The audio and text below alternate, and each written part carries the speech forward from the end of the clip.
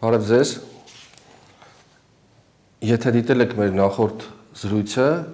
այն ժամանակ խոսել ենք այն մասին, որ հաջորդ զրույցներին կաշխատենք արդեն կոնկրետ նախագծերի և օրենսդրական նախաձեռնությունների մասին խոսել։ Այս անգամ ունենք համապատասխան առիթ ներկայացվել է առողջության համընդհանուր ապահովագրության մասին օրենքը, ավելին ոչ միայն ներկայացվել է, այլ կարծեմ առաջին ընթերցման արդեն ընդունվել է ազգային ժողովի կողմից։ Այսօր կխոսենք այդ օրենքի մասին։ Մենք իհարկե կխոսենք ավելի շատ ֆինանսական տեսանկյունից, բայց թեև բժիշկ չենք կամ առողջապահության ոլորտի մասնագետ չենք, բայց կարծում եմ համեմատաբար պարզ եւ ակնհայտ հարցերի մասին այդ կտրվածքով են կարող ենք խոսել, առնվազն որպես պոտենցիալ բուժառուներ կամ այս համակարգի շահառուներ։ Միանգամից ուզում եմ ասեմ, որ երևի թե մեր համար ակնհայտ է, չէ՞ որ առողջապահության համակարգը մեր խնդիր ունի, այդ մասին բոլորս գիտենք, որ շատ քաղաքացիներ շատ անգամ խուսափում են բժշկի դիմելուց եւ դա հիմնականում ֆինանսական խնդիրների պատճառով դեպքեր են լինում, որ աստված մի արասցե ինչ որ առողջական խնդիր է լինում եւ մարդիկ ընկնում են պարտքերի տակ, չեն իմանում ոնց ֆինանսավորել եւ այլն, եւ ինչ որ մի բան այս համակարգում պետք է անել, դա ակնհայտ է, բայց այսօր թերևս կխոսենք այն մասին, այս եղանակով է պետք անել, թե գուցե որևէ այլ եղանակով կամ այս առաջարկվող եղանակը լավն է կամ գուցե ոչ այնքան։ Այսօր գործընկերոջս Փայլակ Թադևոսյանի հետ կփորձենք հասկանալ, խոսել այս հարցերի մասին։ Փայլակ ջան, չգիտեմ, երևի թե սկզբում մի փոքր ներկայացնենք ընդհանուր ինչ է առաջարկվում, շատ կարճ, հա։ Փորձենք։ Եթե ճիշտ եմ հիշում, նախատեսվում է, որ ուրեմն ապահովագրության վճարը այդպիսի վճար վճարողների համար այս մարդկանց երևի ավելի շատ է հետաքրքրում, պետք է լինի 129,600 դրամ տարեկան, 10,800 դրամ ամսական հաշվարկման դեպքում։ Այս մասին կխոսենք, այնտեղ մեխանիզմներ են առաջարկվում դրոշմանիշային վճարի հետ փոխհատուցելու եւ համակարգի միտքը հետեւյալն է, որ որոշակի ծառայությունների ծավալ եւ դեղերի ու բժշկական պարագաների ծավալ այդ ապահովագրության միջոցով քաղաքացիներին փոխհատուցվի, որպեսզի անհրաժեշտության դեպքում մեծ ֆինանսական բեռի ուրեմն առաջ չընկնենք եւ երկու բառով էլ ասեմ, որ համակարգը նախատեսում է, որ պետք է բուժհաստատություններ քաղաքացիների դիմեն առողջության այդ առաջնային ապահովման օղակի միջոցով, պոլիկլինիկաների միջոցով, ճիշտ եմ հասկանում, կամ առնվազն հերթագրման միջոցով եւ պետք է դիմեն միայն հիմնադրամի, որը կստեղծվի այս օրենքի համաձայն, հիմնադրամի հետ պայմանագիր կնքած բժշկական հաստատությունների կամ կազմակերպություններին եւ երևի միանգամից խոսքը փոխանցեմ քեզ, Հնդացած խոսենք ինչեր են առաջարկվում ու նաև միանգամից սկսենք խնդիրներից խոսել։ Բայց Էդուարդ ջան, արի պայմանավորվենք, որ նենց ստացվում, որ ամեն անգամ զրուցելուց մի քիչ ավելի շատ ես եմ խոսում։ Արի միշտ հիշացրու ինձ, որ ես տենց պահեմ ռեգլամենտը եւ գոնե հավասար փորձենք խոսել։ Այս անգամ ես ահագին նշումներ եմ կատարել, ես էլ իդեպ մեր լսարանին ասենք, որ ես ու Էդուարդը իրարից անկախ ենք նշումներ արել ու այսինքն իրար հետ չենք քննարկել այս նախագծի թերությունները, այսինքն մենք իրարից անկախ նայել ենք, հետևաբար կարող է բաներ լինի, օրինակ ես իմ նկատառումները, որ գրել եմ, Էդուարդը նույն նկատառումները ունենա, կամ իր նկատառումները ես արած լինեմ, դրա համար եթե հանկարծ միտեղ կրկնում եմ նաև քո խոսքերը, խնդրում եմ այս քննարկումները հաշվի առնենք։ Նախատեսում է փուլային տարբերակներ դրման եւ նախատեսում է պետական, որ այս կառույցը, այս ապահովագրության համակարգը լինելու է պետության ներքո գործող հիմնադրամի միջոցով է դա լինելու, լավ է թե վատ, ամեն դեպքում միջազգային փորձը ցույց է տալիս, որ այս առողջապահության ոլորտում պետական համակարգով, պետական ապահովագրության համակարգով գնացած երկրների մոտ բազմաթիվ մեծ խնդիրներ են լինում։ Այդ առումով, օրինակ, իմ կարծիքով ավելի ճիշտ կլներ, թեկուզ եթե այս համակարգը այս տեսքով նույնիսկ ներդրվում էր, միջոցները հավաքագրվեր եւ թեկուզ հիմնադրամը ինքը բաշխեր ապահովագրական ընկերությունների, օրինակ բաշխեր ապահովագրական ընկերությունների ինչ կերպ։ Ես եւ դու ընտրեինք, ասենք 6 ապահովագրական ընկերություն կա, քանակը ճիշտ չգիտեմ, օրինակ 6 ապահովագրական ընկերություն կար, դու որը նախընտրում ես, ես որոշեինք դա մրցակցություն եւ հակակշիռներ կստեղծեր, իսկ մասնավոր ապահովագրական ընկերությունները ցանկանալով գեներացնել իրենց այս համակարգից հնարավոր շահույթներ, զսպող դեր կատարեն մի կողմից տարբեր խապկանքներով ապահովագրական վճարներ ստանալու համար, այդ թվում նաև բժշկական հաստատությունների բարձր այդ գների շրջանակներում այդ հատուցումները կկարգավորվեր, բայց չգիտես ինչի որոշել են, որ պետք է այս պետական համակարգով պետության ներքո լինի, այդ դեպքում հարցը առաջանում ինչա լինելու մասնավոր ընկերությունների հետ։ Եվ երկրորդ, կարծում եմ այս մասնավոր ընկերությունները ապահովագրական շատ մեծ խնդիրների առաջ կկանգնեն, թեև նախարարը առողջապահության հայտարարում է, որ այսինքն ապահովագրական ընկերությունները կարող են մյուս պետության այսպես ապահովագրական համակարգի մեջ չմտնող մյուս ծառայությունների մասով ապահովագրություն իրականացնել, բայց բոլորին է պարզ է, որ եթե մի մեծ խումբ ծառայությունների կամ որոշ խումբ ներառում է պետականի, այն մյուսներից ակնկալել ավելի ռիսկային դեպքերում ակնկալել, որ իրանք այդ գործառույթի մեջ մտնեն, կապահովագրեն, ինձ թվում է միամտություն կլինի, հետևաբար ստացվում է, որ այս համակարգը ուղղակի ֆինանսական մեծ կորուստներ է պատճառելու մասնավոր ընկերություններին, մասնավոր ապահովագրական ընկերություններին։ Մյուսը կարևոր ինչ-որ տեսեք, իմ ստացած տեղեկությունների համաձայն, այսօր մասնավոր ապահովագրական ընկերությունները մոտավորապես այս առողջության ապահովագրության իրենց այսօրվա գործող փաթեթների շրջանակներում մոտավորապես 150,000-ի կարգի է, ասենք տարեկան ապահովագրավճարը։ Հիմա քանի որ ծավալները մեծ է, հաստատ այս դեռ պարզ չի ծառայությունների շրջանակը, բայց հաստատ այսօրվա ապահովագրական ընկերությունները ավելի մեծ ծառայությունների շրջանակ էին առաջարկում, քան այս ինչ որ նախատեսվում է այս նոր համակարգի դեպքում։ Հետևաբար այս գինը, որ դրել են, իմ կարծիքով, այն ծավալի էֆեկտը հաշվի առնելով, մասնավոր ապահովագրական ընկերությունները հնարավոր է ավելի ցածր գին առաջարկեին, քան պետության կողմից այս 120,600 դրամներ։ Այսինքն, եթե ճիշտ եմ հասկանում քեզ, եթե քիչ ավելի բարձրացված ասենք, եթե հիմա գիտենք, որ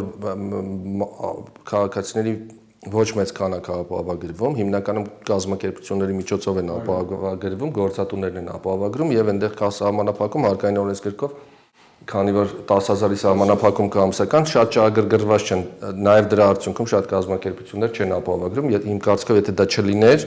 շատ ավելի մեծ կլիներ գործատուների թիվը, ովքեր կապահովագրեին իրենց աշխատակիցներին, բայց հիմա դրա մասին չի խոսքը, այսինքն եթե նկատի ունես, եթե մասնավոր գնան հիմա տվյալ դեպքում նախատեսվում է փաստորեն բնակչության մի մեծ զանգված, եթե ոչ բոլորը պետք է ապահովագրվեն, եթե այդ զանգվածը գնար ապահովագրական ընկերություններ, դրա հաշվին տեղի կունենան գնի իջեցում, որտեղ ապահովագրական ընկերությունները ավելի մեծ գումարներ կկարողանան գեներացնել։ Որոշ ապահովագրական ընկերությունների մասնագետների, այսինքն ոլորտում աշխատողների կարծիքն է, այսինքն ես իմ կարծիքը չեմ ասում, պարզա որ ասենք մասշտաբի էֆեկտով մի բանը 10,000 մարդու ապահովագրել, մի բանը 100,000, ասենք, եթե 6 ապահովագրական ընկերություն ենք, այս ծավալը շատ ավելի մեծ է, առնվազն յուրաքանչյուրի 100,000 մարդու ապահովագրության շահառու հանդիսանալու են, որի արդյունքում այս այդ 150,000-ը շատ ավելի կնվազեր։ Բայց այս կապակցությամբ ներողություն էլի ընդհատում եմ, մի բան էլ ասեմ։ Հիմա ստացվում է, որ մենք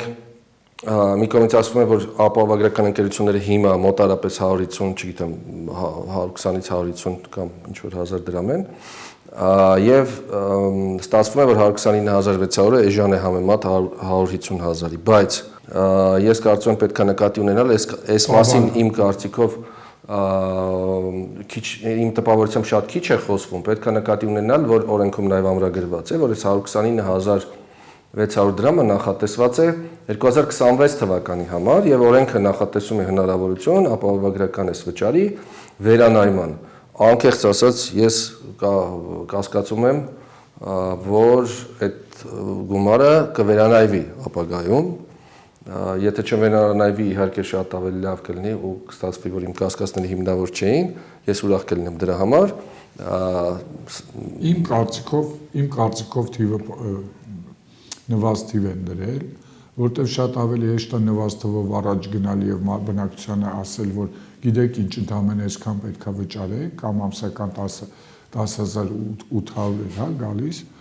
10,000, հետո այդ գումարը տարբեր առնվազն 10 կետա գրված, թե ինչի արդյունքում կարող է այդ գումարը վերանայվել։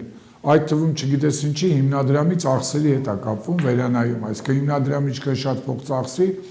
այդքան մենք պարտավոր ենք այդ ծախսերը փակել, այսինքն հիմքերից մեկը վերանայման է։ Եթե չեմ սխալվում, գների ինդեքսացիան էլ որպես հիմքա նշված, իսկ գները մենք գիտենք, որ այդ ինդեքսացիան շատ հաճախ դե ի վերջո ինֆլյացիա միշտ կա, ինդեքսացիա էլ միշտ կլինի, էլի։ Այո, չի բացառում ծառայությունների գներն է բարձրացնեն, ծավալից ելնելով նույն առողջապահ նույն այն բժշկական կազմակերպությունները եւ այլն։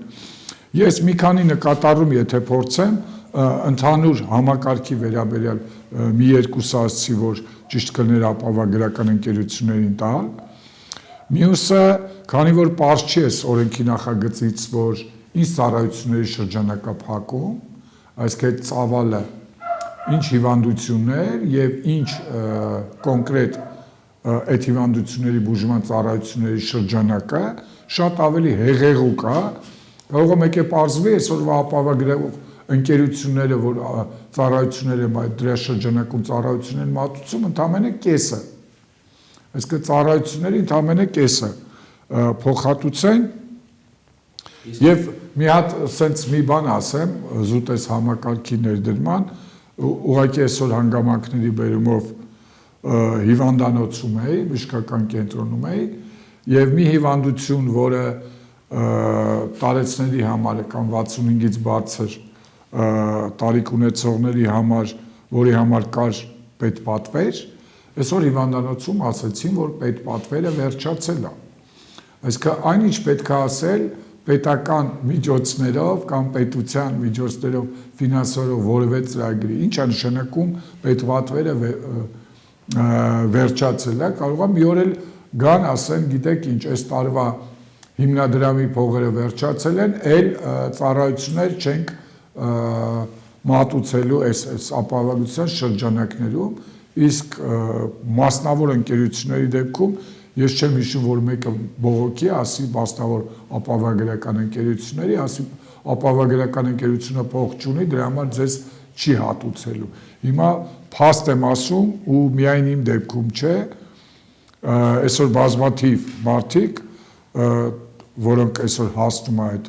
անվճար բժշկական օգնությունը ստանան, ասում են, որ պետպատվերը, բժշկական հաստատությունները ասում են, որ պետպատվերը վերջացել է։ Մի շատ կարևոր հանգամանքի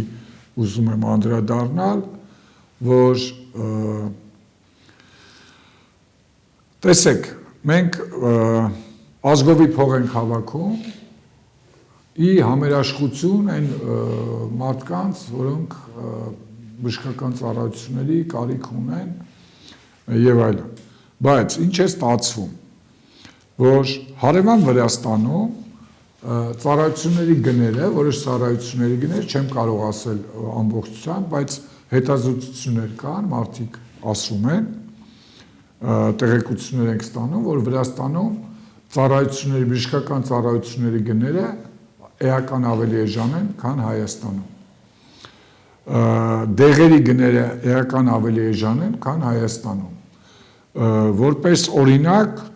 ասում են, որ օնկոլոգիական նշանակության դեղամիջոցները մոտավորապես 2-ից 3 անգամ թանկ են Հայաստանում, քան Վրաստանում։ Ստացվում է մենք ազգովի փող ենք հավաքում, որպեսզի վճարենք թանկ բժշկական ծառայությունների համար, որի այլընտրանքը, ասենք, Վրաստանում կա, ես չգիտեմ ինչի պատճառով է, որ Վրաստանում ավելի էժան է, քան Հայաստանում, բայց եթե որոշ դեղ ներմուծողներ ուղղակի ստեղծած իրավիճակից հնարավորություն ունենում 2-ից 3 անգամ, ասենք, ավել գնով դեղ վաճառել, միգուցե հարց, մի դեպքում ստացվում է մենք ազգովի փող ենք հավաքում, որ ապահովենք այդ դեղ ներմուծողի գերշահույթները, այդ մեկ։ Մյուսը, եթե այնուամենայնիվ Հայաստանում բարձր գները պայմանավորված են ինչ-որ կոռուպցիոն ելևույթների, թույլտվությունների եւ այլի հետ կապված, եթե ընդունենք, որ այդպես բան կարող է լինի, ստացվում է ազգովի փող ենք հավաքում, որ ֆինանսավորենք կոռուպցիան Հայաստանում։ Հա, այդպես է ստացվում։ Դե այդպես է դուրս գալիս։ Մյուսը շատ կուզեի ընդգծել, որ պոլիկլինիկական ծառայությունները մեր մոտ վատ որակի են։ Առնվազն 2 օր առաջ նախարարը առողջապահության հրապարակում արեց պոլիկլինիկաների վերաբերյալ եւ մարդիկ տակը կոմենտ էին գրում, ասում էին, որ շատ վատ վիճակում է այս տարածաշրջանի պոլիկլինիկան, այն տարածաշրջանի, այսինքն այդ փաստեր էր, որը գրված էր։ Բայց նախարարն ասաց մենք վստահեցնում ենք, որ 3 տարվա մեջ 3 տարվա այսօր գումարը բոլորը կվերանորոգեն։ Էդվարդ ջան, այդ ոնց էլ բան է, կլինի ինձ էլ փող տակ, որ ծառայությունը, ասենք 3 տարի հետո մատուցեմ։ Այդ այսինքն նույն բանն է լինում։ Այդ նշանակում է չեղած բանի համար հիմա փող են հավաքում, որ հետո լավ կլինի։ Այդ նույնն է ոնց էլ բանը։ Այն հիշում եք տրանսպորտի վարձավճար, որ ասում էին սկզբից փողը տվեք, հետո մենք որպեսզի լավացնենք, հենց հարցադրումը տեղից առաջացավ, իսկ կլինի լավացնեք, հետո փող ուզեք, ստացվում է չլավացրած փող են ուզում, մի բանի համար վճարում ենք, որը ըստ էության չկա։ Այսինքն մինչև նորոգենք մարզի, չգիտեմ որ պոլիկլինիկան եւ բերենք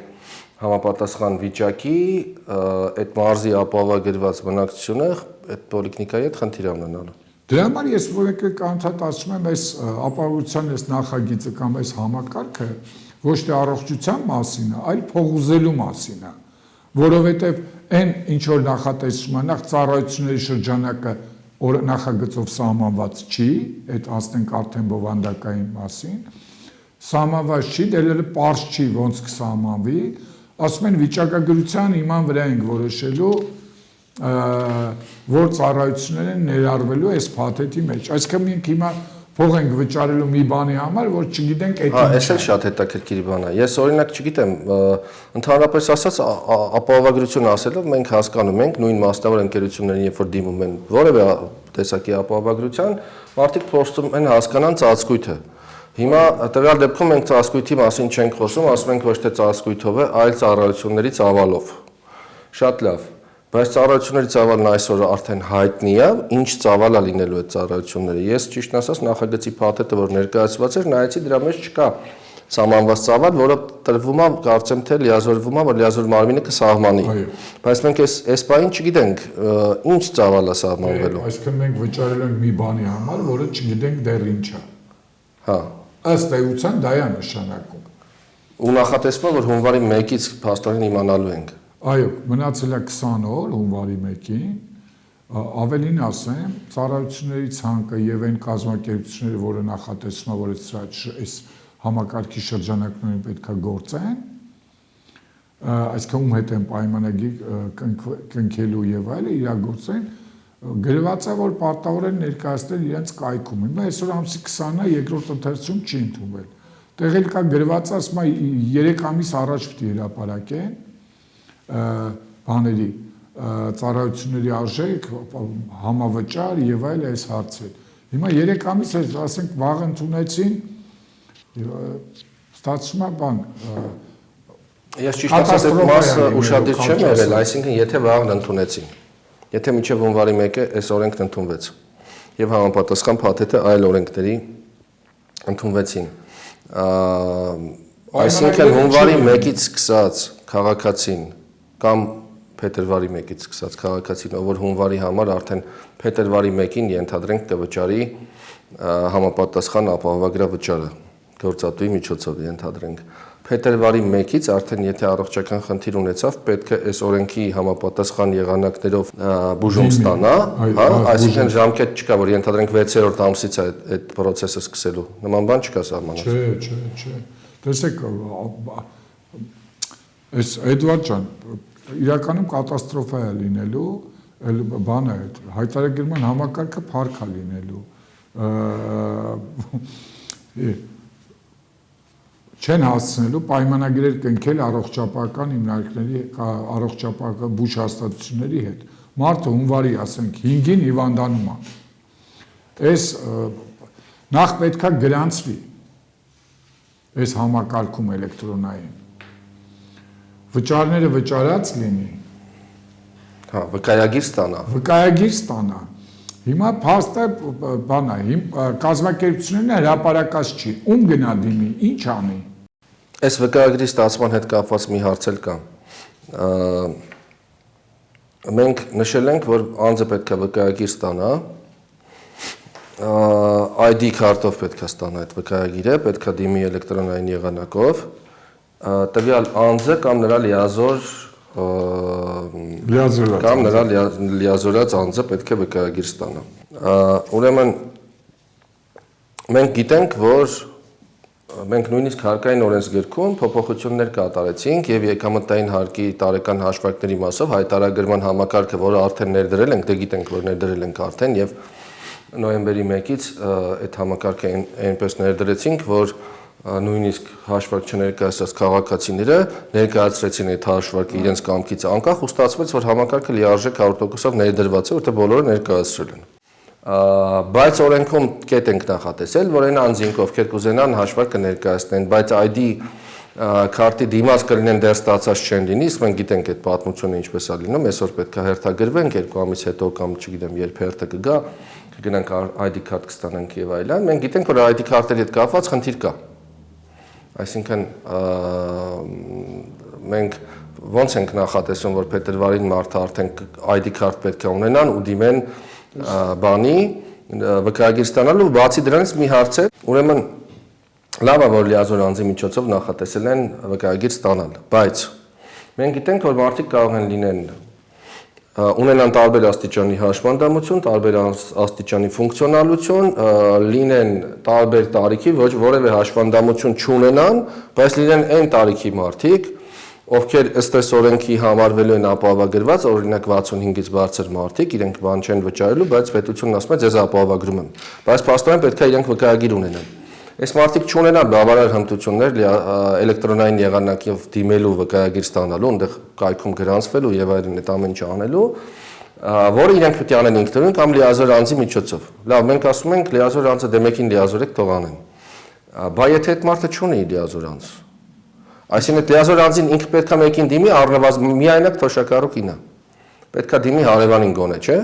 Այո։ Ահա, բայց ենթադրենք մի պահ վերանանք նրանից, որ մեր հարևանները իրականում դա մեր ազգի, ես կարծում եմ, առավելությունն է,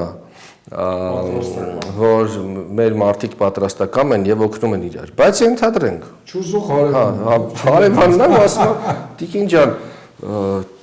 ես ինչի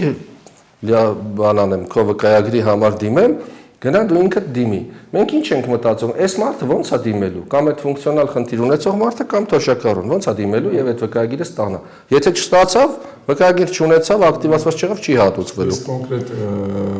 մեր ընտանիքի հետ կապված կոնկրետ փաստ ասենք իմ ծնողներից մեկի նույնականացման քարտը վերջանում է 2 օրից ժամկետը։ Հիմա դիմել է, հերթագրվել է, հենց ոնց որ մի 2 օր առաջ հերթագրվել է փետրվարի նոր հերթը հասնելու է նույնականացման քարտ ստանալու համար։ Հիմա ինքը ինչ է անելու։ Այսինքն նույնականացման քարտ չունի, Աստված չանի հունվարին ինչ որ դեպք պատահի, ինքը հայտնվելու է մի իրավիճակում, որ մի կողմից ստացվում է ինքը շահառու է, այսինքն պետությունը երաշխավորել է իր ստացած բուժօգնությունը, բայց մյուս կողմից այնպիսի պահանջներ է դրել զուտ նույնականացման քարտի եւ այլի հետ կապված նույնականացման թեկուզ անձը հաստատող փաստաթղթի գրանցվելու հետ կապված, որ իրականում ինքը այդ չի ստանալու։ Հիմա ավելի վատ դեպք ասեմ, հեսա բովանդակային ավելի ես կոնկրետ կասեմ, Էդուարդ ջան, տեսեք, հիմա ես օրինակ ապահովագրություն ունեմ, մինչև մյուս տարվա կոնկրետ ամիսը ապահովագրություն ունեմ, հունվարի 1-ից ստացվելու է ես ներառվելու եմ այս ապահովագրական համակարգի մեջ, երկուսը կունենա, որի դեպքում ինձանից գանձվելու է այդ ամսական վճարները, մի դեպքում որպես վարձու աշխատող, մյուս դեպքում, քանի որ միաժամանակ հաշվառված են որպես անհատ ձեռնարկատեր, միաժամանակ տարեկան կտրվածքով է հաշվարկվելու է իմ կողմից վճարման ենթակա նորից ապահովագրավճար։ Ստացվում է մի հատ ունեմ արդեն, որը երաշխավորել է ինձ օրինակ մինչև մյուս տարի նոյեմբերին, որը ապահովագրական, այսինքն մասնավորի, մի հատ էլ ինձ գանձելու են 2 անգամ գանձելու են նաև այդ գումարը, հետո ասենք ինչ որ մյուս տարի նոր ես հետ կարող եմ ստանամ այդ գումարը, մյուս տարի։ Իսկ դու կամ գործատուն էլ միջև վերջերս չգիտեիք, որ այս օրենքը պետք է սենց արագ բերվի եւ ընդունվի, հակառակ դեպքում արդեն պայմանագիր չէիք կնքի միջև հաջորդ նոյեմբերի համար։ Այո։ Հետևաբար տեսեք, իմաստել Էդուարդ ջան, լիքը միշտ ընդհանրապես այս օրենքը նախագիծը, շատ փնթի նախագիծ է, սկսենք բովանդակությունից այդտեղից։ Երևի։ Տպավորություն է մի կողմից, նախ տառասխալներ կան, վատը ասեմ ինչն է, նախագծում առաջին թերծման ներկայացված նախագծում տառասխալներ կան, ավելնորդ բառեր կան, ասենք կետ կա, բովանդակություն չկա, կետի համարակալում կա, բովանդակություն չկա, զուտ շարադասությունը կետերի շատ աննորմալ շարադասություն է,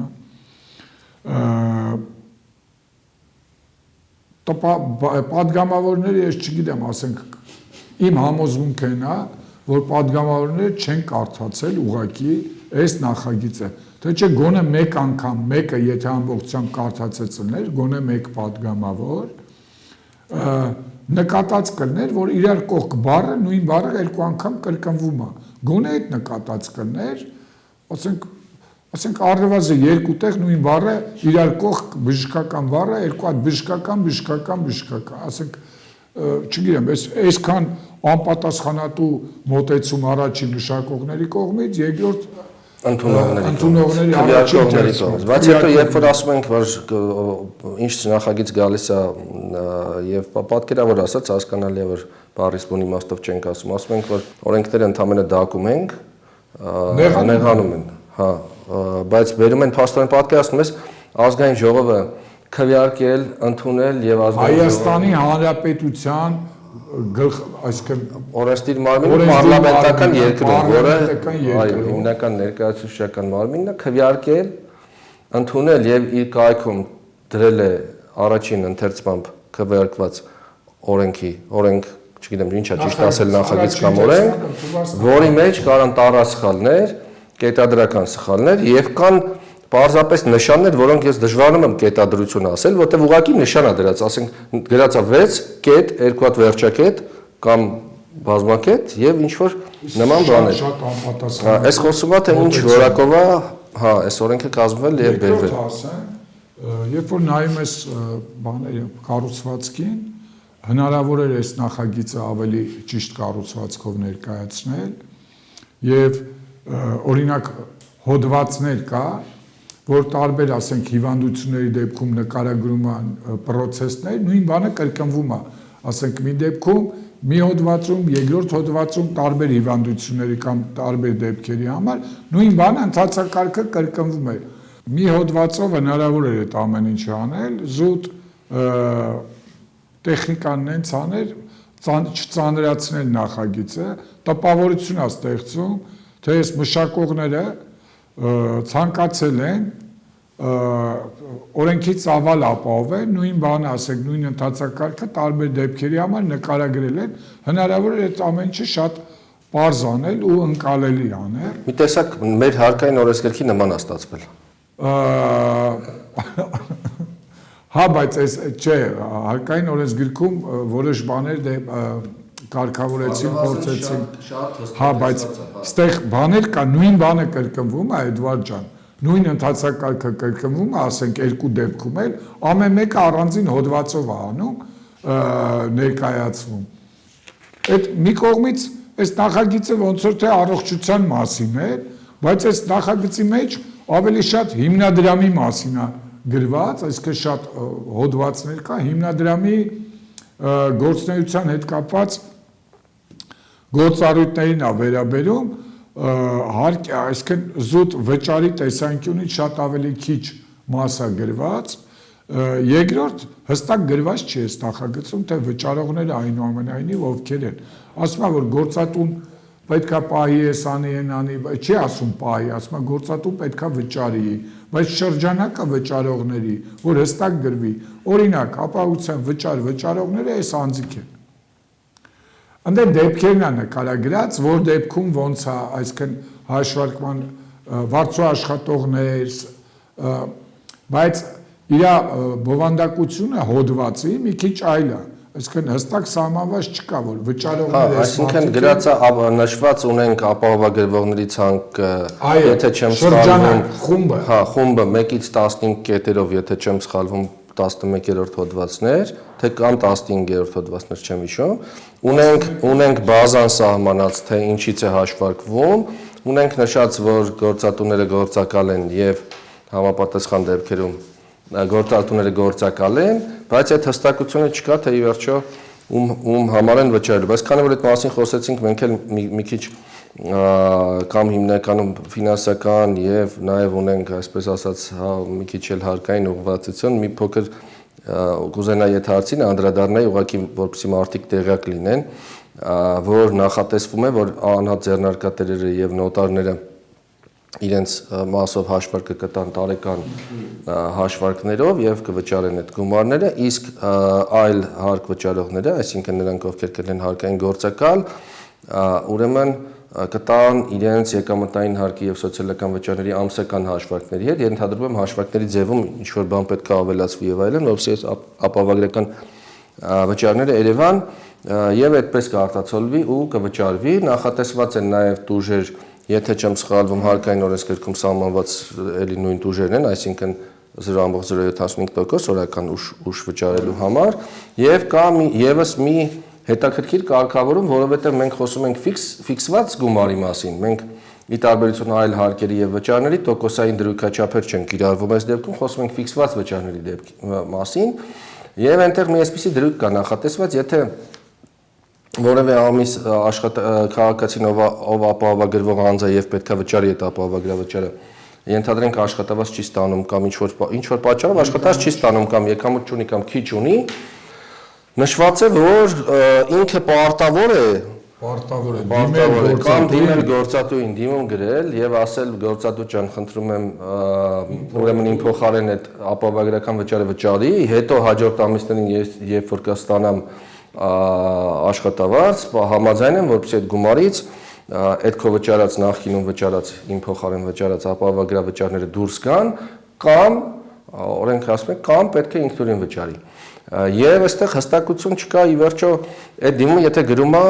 նու ենթադրում եմ, որ այդ նպատակով է գրվել օրենքը, եթե ապահովագրվող անձի դիմումը գրվում է, գործատուն ստացվում է, ճիշտ եմ հասկանում, որ ստացվում է արդեն պարտավոր է դա վճարել ու կապ չունի գործատուն էլ միջոց ունի, չունի 10 ամիս կտևի այդ չկարողանալը 15 ամիս կտևի, թե ինչքան կտևի, դեռ հարցը հետո այս մարդը եկամուտ կստանա, թե չի ստանա, որ մի հատ էլ գործատուն պահի նրանից։ Մի հատ է հարկադիրի հարց, որ լինի մի քանի տոկոս հարկադիրն է տանել այդ առաջնահերթությունների առաջանալու։ Ու սրա արդյունքում մենք գործատու աշխատող կոնֆլիկտ ենք ստեղծում, ոնց որ իմ տպավորությամբ գործատու աշխատող հնարավոր կոնֆլիկտ ենք ստեղծում, եթե ապագայում օրինակ գործատուն վճարեց իր հաշվին դա, մեկ էլ աշխատողն եկավ դիմում գրեց, մենք գիտենք, որ քաղաքացին կա իրավունք ունի դիոն գրել եւ 30 օրվա ընթացքում ազատվել աշխատանքից, գործատուն էլ ենթադրենք մի 60,000 արդեն վճարել է աշխատողին, ինչ պետք է անի, պետք է աշխատողին դատի տա, չգիտեմ, ինչ-որ պատմությունների մեջ են գնեն պահանջի եւ այլն։ Ես կարծում եմ, մեղմ ասած ամենալավ կարգավորումը չի այս կարգավորումը։ Դες նախագիծ շատ հարցեր կան, որ առաջանում են, որոնց պատասխանը այս նախագիծը չի տալիս։ Իմ մոտ տպավորությունը, թե նույն հայտարարման համակարգին, որ ոնց որ ասել ենք դրա համար անում ենք, հա, ծրագրի մեջ ներառել ենք դրա համար անում ենք, ոտու ձեռք ընկած այս նախագիծը ուզում են հասցնեն, որ ստացվի, որ ասել ենք, որ ապահովության համակարգ ենք ներդրելու, ներդրված լինենք, այն որ ասում է, ուզում ենք ինչպես хотели как лучше, получился как всегда, հիմա այս հերթական շուտապույտ արած քայլերից մեկն է, որը հետո մեծ խնդիրներ առաջացնելու։ Իդեպ ես գրառում էի արել Facebook-ում, որ այս նախագիծը ընդունելուց հետո 6 ամիս հետո ազգային ժողովը կասի, որ բոլոր շահագրգիռ կողմերին հրավիրում են քննարկելու խնդիրները վերացնելու համար, այսինքն այս գործելավոճը կարծես թե դարել, որ մի բան անում ենք շատ կիսատ պրատ, առնվազն 19 թվականից առողջապահության նախարարությունը սկսել է այս գործընթացը 6 տարվա ընթացքում ներկայացնել սենց վատ նախագիծ, բազմաթիվ հարցեր չկարգավորված, բազմաթիվ կոռուպցիոն ռիսկերի հնարավորություն ստեղծող դրույթներով, իմ կարծիքով այս մի բանի մասին է ասում, որ այս համակարգը իմ գնահատական եմ ասում, մեծ գլխացավանք է դառնալու կառավարության համար հետագա կիրառության ընթացքում, մեծ գլխացավանք ու մեծ լարվածություն առաջացնելու։ Բանը, ես կուզեի, եթե հնարավոր է, նաև տեսեք, այս հիմնադրամի մեծ լիազորություններ է տրված հայեցողական որոշումներ կայացնելու, ում այդ պայմանագիր կնքի, ոնց անի, որ դեղատան այդ պայմանագիր կնքի, հատուցելու վերաբերյալ, ճիշտ է կանոնակարգված է, որ դրանք պետք է հստակ լինեն, բայց օրինակ շատ մեծ կասկածներ ունեմ, որ չգիտեմ ինչ գործոններով պայմանավորված կարող են ընտրվել նախասիրված կամ նախընտրելի կազմակերպություններ, բժշկական եւ դեղատներ։ Ինչպես հիմա երևի թե պետպատվերն է ընտրվում։ Ասում են, որ կան նման խոսակցություններ։ Նման խոսակցություններ առնվազն կան։ Դες Էդվարդ ջան, ստեղ բանը մենք խոսեցինք, որ հիմնադրամն է որոշելու այդ պայմանագիր կնքի, ինքնավորոշելու, ստեղ մի վատ բան է կա նախագծի մեջ, ասում է, որ ապահովագրվողը պետք է դիմի կանխարգելիչ միջոցառումների եւ եթե անձը կանխարգելիչ միջոցառումների չի դիմել, ստացվում է ավտոմատ, ինքը չի օգտվում այդ առնվազն այն գրածով, որ գրված է, ասում է ապահովագրված անձի ապահովագրական փաթեթից օգտվելու նախապայմանը կանխարգելիչ ծառայություն ստանալն է։ Կամ ծառայության ստանալու համար լիազոր մարմնի կողմից սահմանված կարգով հերթագրված լինելը։ Հիմա մեկը չի դիմել կանխարգելիչ ծառայության, ինչ որ դեպք է պատահել, հիմա այդ մարդուն մենք փողը վերցնում ենք, բայց չենք բուժում, ստացվում է։ Դե եթե չեմ սխալվում, ստացվում է, որ ասում փող տանելու մասին է այս նախագիծը։ Եթե չեմ սխալվում, Փայլակ ջան, այնտեղ կետ կա, որ անհետաձգելի օգնության դեպքում բացառություն է սահմանված, իսկ անհետաձգելի օգնությունը շտապ եւ անհետաձգելի օգնությունը, եթե չեմ սխալվում, այն դեպքերն են, երբ որ կյանքի վտանգ կա, ռիսկ կա, բայց այս հերթի հետ կապված, հերթագրվելու հետ կապված Կարծում եմ կարևոր է նշենք նաև, որ սա նախատեսված է, որ 6 ամիս կարող է այդ հերթը, մինչև 6 ամիս կարող է լինել, եւ եթե 6 ամիս հերթի մեջ մարդը մնացել է, հերթը չի հասել, այդ ժամանակ կարող է նույնիսկ ուրիշին դիմել կամ հիմնադրամի հետ պայմանագիր չունեցող կազմակերպության դիմել եւ ստանալ իր բուժօգնությունը, ու պետքա բանարվի։ Այս մարդը հատուցում ստանա, այս կապակցությամբ ես մինչ մեր այս զրույցը փորձեցի խոսել մի քանի մասնագետների հետ, բժիշկների հետ, հասկանալու համար այս 6 ամիսը նորմալ ժամանակահատված է, թե ոչ։ Ուրեմն ինչա բազվում։ Մարդիկ ասում են, որ ենթադրենք վիրահատությունները, կա երկու դեպք. անհետաձգելի եւ անհապաղ, երբ որ կա կյանքի ռիսկ եւ ցուցում կա անհապաղ վիրահատություն կատարել, որը այն դեպքում է, երբ որ կա կյանքի ուղղակի վտանգ, մարդը կարող է մահանալ, եւ եթե չկա կյանքի ուղղակի սպառնալիք, ուրեմն վիրահատությունը համարվում է պլանային։ Բայց պլանային չի նշանակում, որ կարելի է պլանավորել 6 ամիս հետո վիրահատել մարդուն, որտեղ ենթադրենք մարդը ունի ինչ որ, չգիտեմ, քանի որ մասնագետ չեմ կարող լավ օրինակ չեմ բերում, բայց ենթադրենք կույրայքի կամ լեղապարկի բորբոքում ունի եւ այն աստիճանի, որ բուժման ենթակա չի կամ ոտքի անոթների խնդիր ունի, ոտքը այտուցվել է եւ պետքա վիրահատվի, միակ լուծումը դա է։ Իհարկե կյանքի սպառնալիք չի այդ պահին։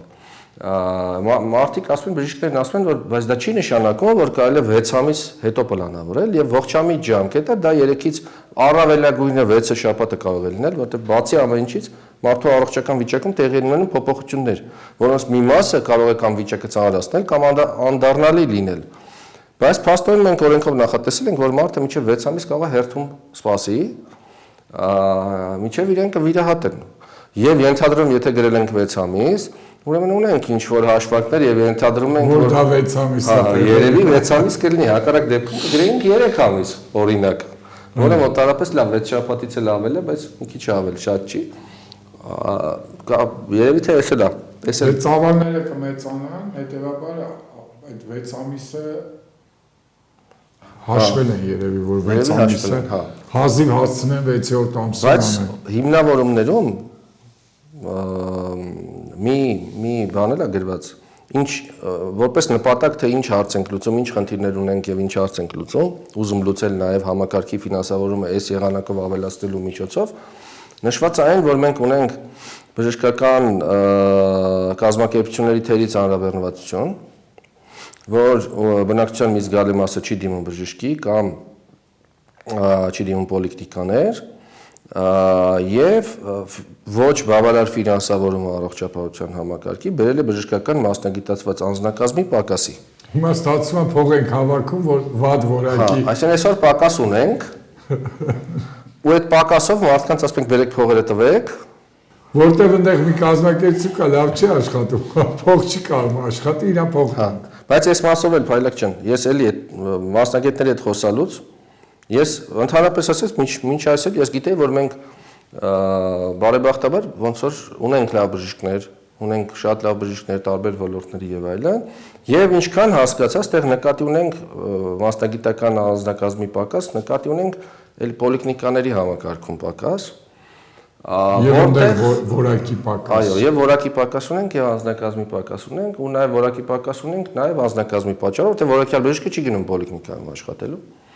Եվ որքան հասկանում եմ այդ մարդկանց հետ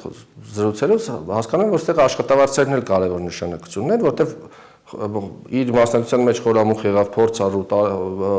եւ նույնիսկ գիտական մակարդակով խորացած բժիշկը բնականաբար գնում է հիվանդանոցներում աշխատելու եւ ավելի բարձր վաստակում, քան բնականաբար չի մնա ինքը պոլիկլինիկայում։ Շատ է, կներես հետևություն, նշանակում է մենք փող ենք հավաքում, կարճ ասած, որ սկսենք վճարել, առողջապահության նախարարը այս նախաձեռնել է այս բանը, այս համակարգի ներդրումը, որովհետեւ մենք փող հավաքենք եւ վճարենք պոլիկլինիկաների աշխատավարձը, որտեղ իրանք քիչ են ստանում, մենք հավաքենք, որ իրանք մի քիչ շատ ստանան։ Ու երբ որ վճարենք, պոլիկլինիկաները վերանորոգվեն, անձնակազմը համալրվի, այդ ամեն ինչը համալրվի, նոր մենք ակնկալիք կունենանք, որ այս համակարգի շրջանակում կստանանք որակյալ ծառայություններ։ Բայց այս մասով հնարավոր որակյալ։ Հնարավոր, հա։ Բայց մի բան էլ ասեմ, Ինձ չի թվում, որ այդ աշխատավարձերը բարձրացնելով էլ այդ հարցը հնարավոր է լուծել, որտեղ մենք ինչքան պետք է բարձրացնենք աշխատավարձը, որ այն մասնագետը, որ գնում է հիվանդանոց, օրինակ 10-ից մեկը նախընտրի գա պոլիկլինիկա աշխատելու։ Եթե մենք աշխատավարձերը պոլիկլինիկական համակարգի, պոլիկլինիկաների համակարգի բարձրացնենք այնքան, որ հավասարվի հիվանդանոցներում աշխատող բժշկական անձնակազմի աշխատավարձին, այս անգամ էլ հիվանդանոցում աշխատողները կամ կպահանջեն իրենց աշխատավարձը բարձրացնել, որտեղ դա նորմալ չի, այն մարդիկ օբյեկտիվորեն ավելի ծանր աշխատանքի վրա են, ավելի որովհետև պոլիկլինիկայում օրինակ չեն վիրահատում, իսկ հիվանդանոցում վիրահատում են։ Այդ բժիշկը չի համաձայնվի հավասար ստանա պոլիկլինիկայի բժշկի հետ, ու սա դառնալու անverջ ինչ որ փակ շրջան, ու այդպես պետք է պետք անդադ աշխատավարձ որակը չլավանալով։ Հա, ու որակը չլավանալով։ Ես մի բան էլ, եթե կարելի է իմ գրառումների մեջ տեսեք։ Էդվարդ ջան, գրածա, որ ռեզիդենտներն են օգտվելու համակարգից, այսինքն քաղաքացի ռեզիդենտներ եւ օտարերկրացիներ, նաեւ կարծեմ կացության կարգավիճակ ունեցող կարգավիճակ ունեցողները։ Տեսեք, այստեղ մի շարք խնդիրներ է առաջանում, որը այս նախագիծը չի ասում դրա մասին ինչ խնդիրներ են։ Նախ ասում է, որ ամեն ամիս ենթադրում եմ բանը, ՊԿ ամեն ամիս թարմացնելով ռեզիդենտության, այսինքն 183 օր կամ ռեզիդենտության չափանիշ ցանկ ուղարկելու այս հիմնադրամ։ Դու պատկերացնում ես ինչ շիլաշփոթ առաջանալու այս բայց ինչի է պետք է թարմացնելու, այդ չեմ հասկանում։ Որովհետև իրավունքը դադարում կամ առաջանում է։ Բայց ինչ չափանիշով է պետք է որոշելու այս մարդը դարավ ռեզիդենտ, դադարեց ռեզիդենտ։ 183 օր։ Իսկ որտեղից է տվել, ով գիտի այդ տվյալը։ Դե բանը Սահմանային ծառայություն, որը Պեկինը չի։ Որը Պեկինը չի, այնտեղ համակարգը հնարավորություն է տալու երևի հասանելիություն ունենալ Պեկին, ՊԿ ցանկը կազմելու ուղարկի հիմնադրամին։ Բայց ստեղ ամիսը մեկ ուղարկելով շիլաշփոթ առաջանալու, որտեղ այս համակարգերը պետք է ինտեգրվեն, մենք էլ գիտենք այս համակարգերը միշտ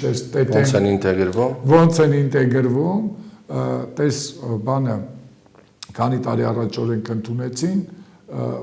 հայտարարագրման, բայց հայտարարագրման ձևը առնվազն պետք է հունվարի 1-ից լիներ, եթե հիշում ես, նախորդ տարիներին, բայց ապրիլ ամսին կարծեմ նոր միայն կարողացան ծրագրային ապահովում անել, էլի բազմաթիվ թերություններով, նույնն էլ էս ցենց մեծ համակարգ, ես չգիտեմ, այս ծրագրային ապահովում էս հիմնադրամի կամ այս փոխանցումների ով ապահովելու, բայց էլի բազմաթիվ խնդիրներ են առաջանալու ու շիլաշփոթը առաջանալու։ Այս մեկ մյուսը մենք խոսեցինք նաև այս հունվարի 1-ից, որ թեև օրենքում ասում է, որ պետք է հրապարակեն հունվարի 1-ից բան, բայց 20 օր է մնացել, այս կարճ ասած առնվազն սկիզբը տապալվելու է, հետո էլ չգիտեմ։ Հերթագրման 6 ամիսը խոսեցինք, ես էլ էի դրա մասին գրել, հիմա տես ինչ է ստացվում։ Ծառայությունների մի շրջանակ կա, ցանկից նորից խոսենք, ասում է այդ ծառայությունների շրջանակը որոշվելու է պետական պաշտոնական վիճակագրության հիման վրա ելնելով մահացության, հիվանդությունների հաճախականության եւ այլն դրա հիման վրա։ Այսինքն հրապարակեցին օրինակ, դիցուկ 50 կամ 40 հիվանդությունների շարք, որոնց համար նախատեսված է նաև այդ բուժումները։ Քանի որ այդ վիճակագրության հիման վրա են, այսինքն հաճախ հանդիպող դեպքերին են անդրադառնալու, ստացվում է այն ոչ հաճախ հանդիպող հիվանդությունները մնալու են այս համակարգից։ Յուրահատուկ մի բան եղավ մարդու հետ։ Ինչ որ յուրահատուկ տենց, ասենք 100-ից 1-ին է տենց հանդիպում կամ 1000-ից 1-ին, ստացվում է այս փողը վճարելու է, բայց համակարգից չի օգտվելու, պետք է գնա վճարովի օգտվի։ Եվ երկրորդ, այստեղ գրված է նաև, որ մասնակի հատուցում, այսինքն սահմանված գներից բարձր եւ այլի դեպքում նախատեսում է մասնակի հատուցումն է սահմանված գնից 50%-ից ոնց որ թե ավել չի կարող լինել։ Հա, բայց այդտեղ հետաքրքիրը որն է։ Հետաքրքիրը այն է, որ Ստացվում է դու մարդուն պարտադրում ես այս համակարգից օգտվել, մի մասը չես ֆինանսավորում, բայց ստիպում ես, որ ինքը վճարի իր հաշվին, կոպիտ ասած։ Դու գցում ես մի բանի մեջ, թակարդի մեջ, անունը բժշկական ապահովագրությունն է,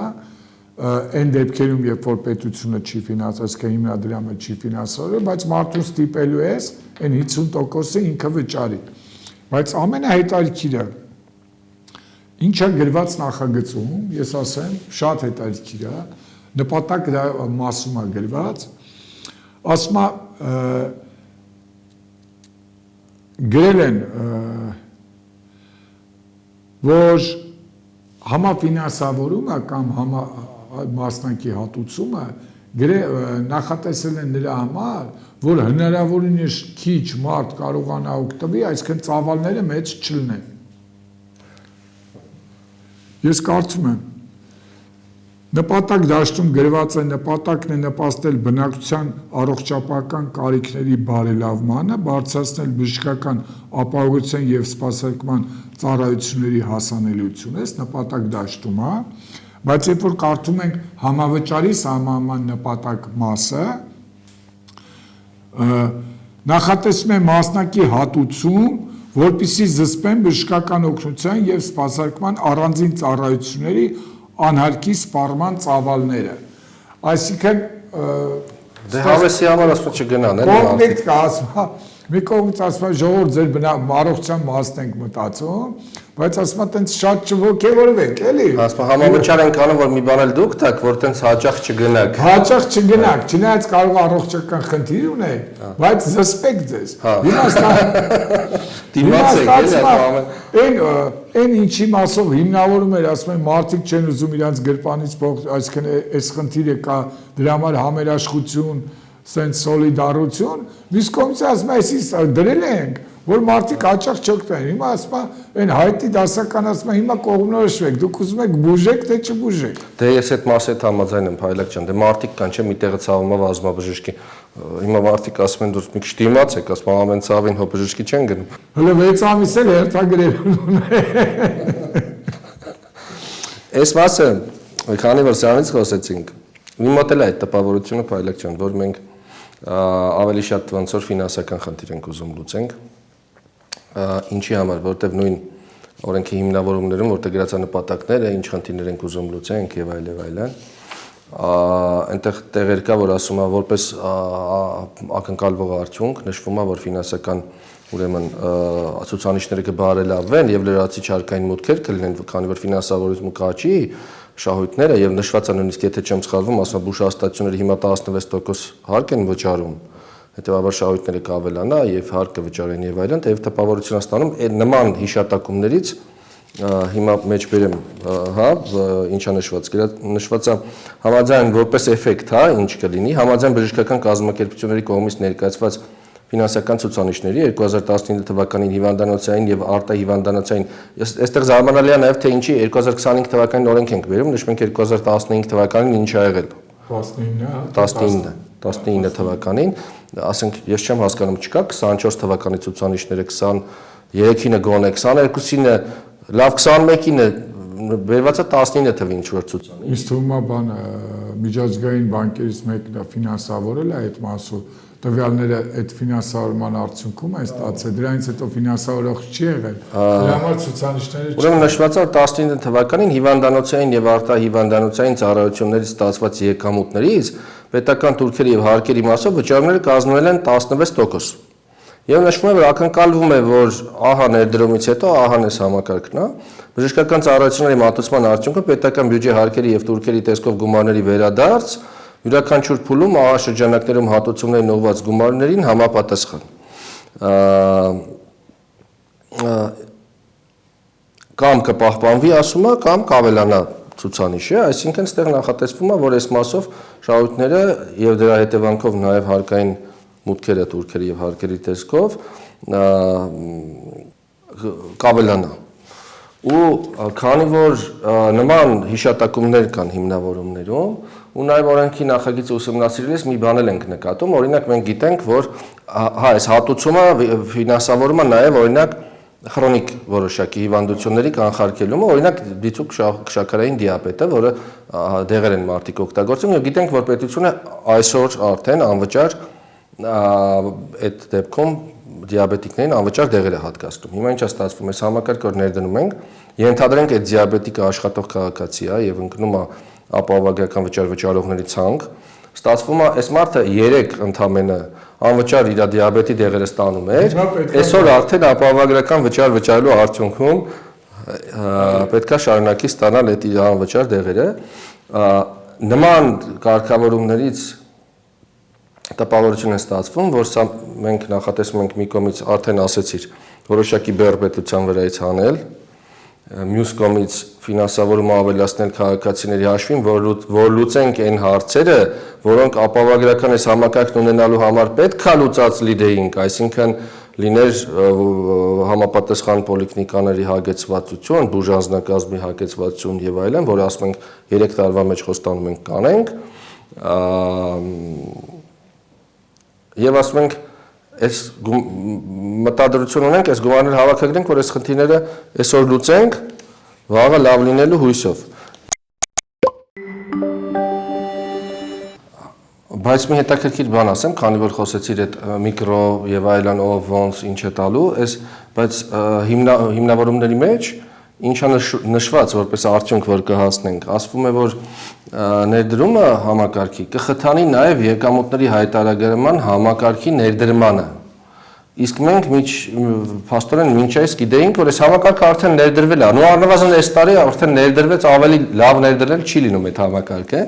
Ու ես ենթադրում եմ եւս խոսում եմ այս մոտեցման մասին, թե ոնց ենք մենք վերաբերվում այս ամեն ինչին ու ինչ նախագիծ ենք բերել, ես ենթադրում եմ, քանի որ սրա մասին վաղուց է խոսվում, այս ժամանակին տարիներ առաջ գրված հիմնավորումն է, ալարել են, հիմնավորումները նորից նայեն, թարմացնեն, մտածել են մեկը ինչ էլ տանենք, ազգային ժողով ընդունելու է, տառասխալներով, ավել բառերով, ավել կետերով, մտածել են ինչ կապ ունի, ինչ ենք տանում։ Նույնիսկ վերնագիրը տանեին, վերնագիրը կընդունեին, էլի, ասենք հիմա չգիտեմ, կարող է կոպիտ եմ ասում, բայց քանի որ մենք արդեն երևի թե մոտարապես 1 ժամ է զրուցում ենք, երևի թե կարիք ունենք արդեն ամփոփվելու, եթե կարիքների մի անգամ էլ բան էլի ասեմ, ասածս ինչ է, քանի որ անցումային դրույթներով է ասում, որ շրջակայք, այսինքն ովքեր են ներառվելու համակարգեր, փուլերով է դեր նախատեսվում։ Տեսեք, հիմա նույն էս մի հոդվածի մեջ ասում են միկրոձեռնարկատերերը եւ անաձեռնարկատերերը արտոնյան ռեժիմներում գործողները, մի խոսքով, այդ համակարգի մեջ խմբերում ներառվել չներառվելու հարցը որոշվում է բաներով, իրաց կողմից դուրս գրված հաշիվ ապրանքագիր ՀԴՄ-ներ։ Ստացվում է, որ այս դերության ով որ թաքցնում է, այսինքն այս համակարգից այս փուլում կարա չօգտվի, այսինքն մենք անպարտաճանաչների ոնց որ թե մի քիչ խրախուսում ենք։ Մեկ էլ են հարցը էական չենք լուծել, որտեվ այդ 6 ամիսա ժամկետը ռեզիդենտության ով ստեղա, ով ընդեղա, ստացվում է մենք էլի այդ հարցը թողնելու ենք վճարող չվճարողի հարցը տենց մնում է օդի մեջ ով բուժվի, ով չբուժվի, մեկը այն նպաստանա, այն մյուսի հաշվին, այդ սոցիալական համերաշխություն ասվածի տակ, ես չգիտեմ ես մինչև վերջ, մինչև երբ են տանելու նրան, որ ըստ էության այս վերջի բաները հարկադիրի պատմություն, վրացական ավտոների, որ անպարտաճանաչների մյուս պետությունը Այսինքն մի հատ էլ նմանատիպ երևույթներ հիմա են առաջանալու։ Եթե ավելացնելու բան չունես, երևի թե ամփոփենք, հա? Ամփոփենք։ Մենք եթե տեսնենք հետաքրքրություն կամ կարիք լինի կամ տեսնենք երկրորդ եւ հետագա ընթերցումների ինչ տեսք է ստանում, գուցե լրացուցիչ եւս մեկ անգամ այս օրենքի մասին կզրուցենք։ Վերջում ճիշտ ասած ես կուզեի նայ, քանի որ որոշակի մտահոգություններ եմ լսել տարբեր բժիշկներից նաև երկու բառով ուղղակի այս մասին կուզենայի խոսել, օրինակ ես մտահոգություն եմ լսել, որ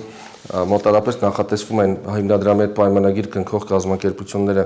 կլինեն հնարավոր կլինի դիմել միայն իրանց, որպեսզի հատուցում ստանան, իսկ պայմանագրի կնքման չափանիշները ենթադրաբար ինչ որ չափանիշներ կսահմանվեն եւ արդեն ասեցիր երևի թե պետպատվերի ու խոսակցություններ կան, որ պետպատվերի տրման չափանիշներին նման եւ երևի կպահպանվեն նույն խնդիրները